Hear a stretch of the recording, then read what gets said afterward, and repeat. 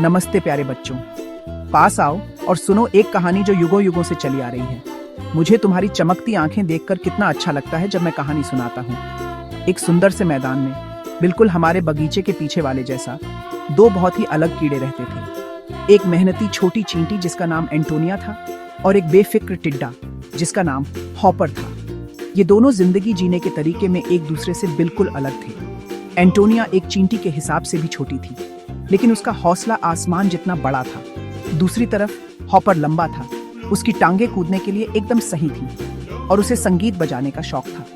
गर्मी के दिनों में एंटोनिया बिना रुके काम करती रहती, खाना जमा करती और आने वाले ठंड के मौसम की तैयारी करती। अरे एंटोनिया, इतने अच्छे दिन काम करके क्यों बर्बाद कर रही हो?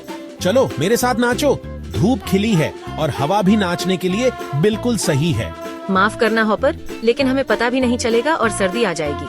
हमें तैयारी करनी है, अभी बहुत काम बाकी है। लेकिन हॉपर ने एंटोनिया की बातों पर ध्यान नहीं दिया और धूप में नाचता गाता रहा। उसका संगीत इतना खुशनुमा था कि फूल भी झूमने लगे और हफ्ते महीनों में बदल गए। मैदान की लय वही रही पर थोड़ा बदलती रही।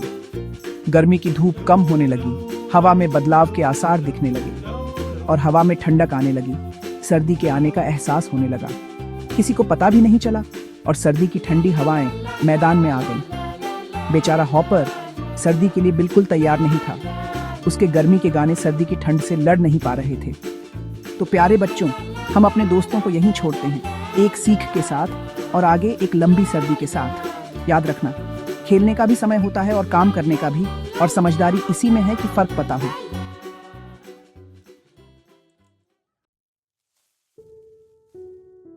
जैसे ही पत्ते सुनहरे और लाल होने लगे, एंटोनिया और भी ज्यादा मेहनत करने लगी। वो जानती थी कि मौका खत्म होने वाला है। एंटोनिया, देखो ये सारे सुंदर रंग। जरूर तुम थोड़ा समय निकालकर इनका मजा ले सकती हो। दुनिया हमारे लिए ही ये तमाशा दिखा रही है। हर पल कीमती है हॉपर, सर्दी आ रही है, ये सब हमेशा नहीं रहेगा। हॉपर ने एंटोनिया की बातों को अनसुना कर दिया।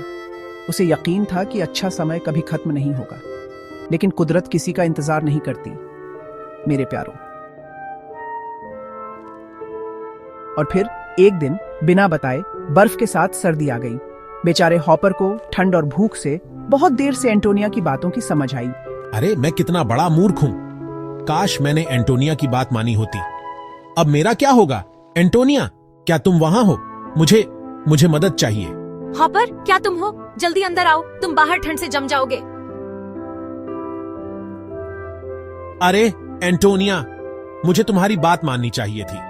अब मैं क्या करूं? तुम्हारी मदद का बदला चुकाने के लिए मेरे पास कुछ नहीं है। चिंता मत करो हॉपर, मेरे पास बांटने के लिए काफी है। लेकिन तुम्हें वादा करना होगा कि जब बसंत आएगा तो तुम मेरे साथ काम करोगे। हम सब अपने हुनर से मैदान को फलने फूलने में मदद कर सकते हैं। हाँ जरूर, मैं वादा करता हूँ। मैं इतनी मेहनत करूंगा जितनी किसी टिड्डे ने पहले कभी नहीं की होगी। और इस तरह लंबे सर्दियों के महीनों में एंटोनिया ने अपना खाना हॉपर के साथ बांटा। जब बसंत के पहले संकेत दिखे, हॉपर अपने वादे पर खरा उतरा।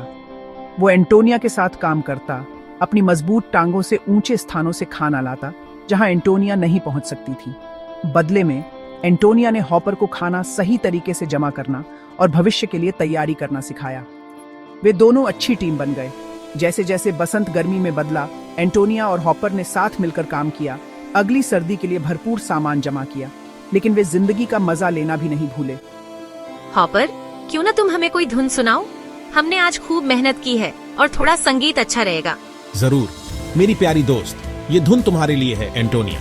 और इस तरह मैदान हॉपर के संगीत से गूंज उठा। बाकी कीड़े नाचने लगे और एंटोनिया ने भी अपने छोटे पैरों से ताल मिलाई। जब फिर से पतझड़ आया तो बिल खाने से भरा हुआ था और हॉपर के लिए भी एक आरामदायक जगह थी।